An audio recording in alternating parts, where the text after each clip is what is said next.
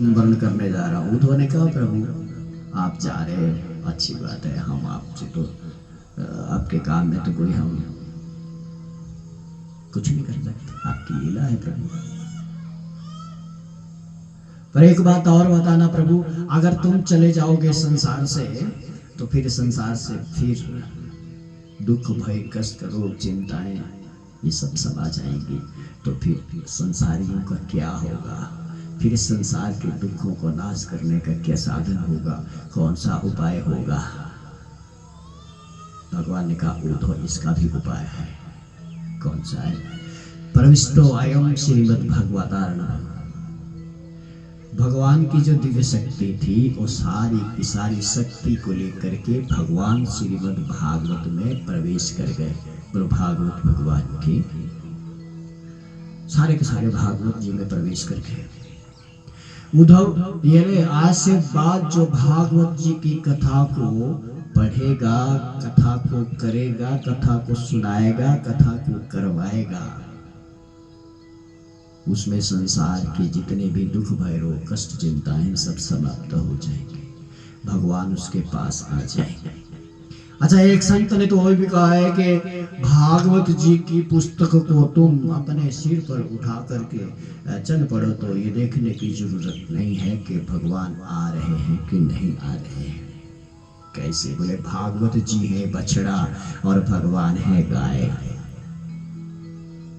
गाय को बुलाओ और बछड़े को दूर भगाओ तो गौ माता कभी नहीं आएगी, पर बछड़े को तुम अपने कंधे पर उठा करके चल पड़ो तो गौ माता अपने आप ही चली आएगी, उसको बुलाने की जरूरत नहीं पड़ेगी।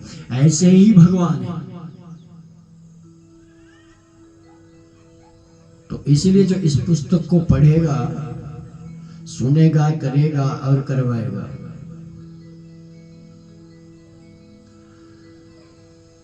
उसको संसार के दुख भय कष्ट रोग चिंताएं नहीं संभाल पाएंगे। इसलिए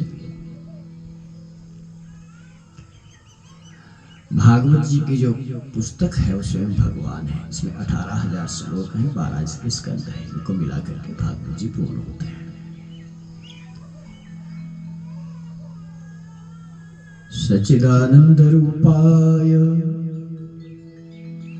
विश्वोत्पत्त्यादिहेतवे तापत्रय विनाशाय श्री कृष्णाय वयं नमः। सच्चिदानंद रूपाय। देखिए भागवत जी का पहला श्लोक है और पहला शब्द है सत्य, दूसरा शब्द है चित्त, तीसरा शब्द है आनंद। भगवान कैसे हैं? सत हैं। और दूसरा रूप, दूसरा उनका नाम है चित्त है, और तीसरा उनका नाम है आनंद। यही 3 रूप भगवान के हैं। भगवान में रज और तम नहीं है, इसलिए सत है।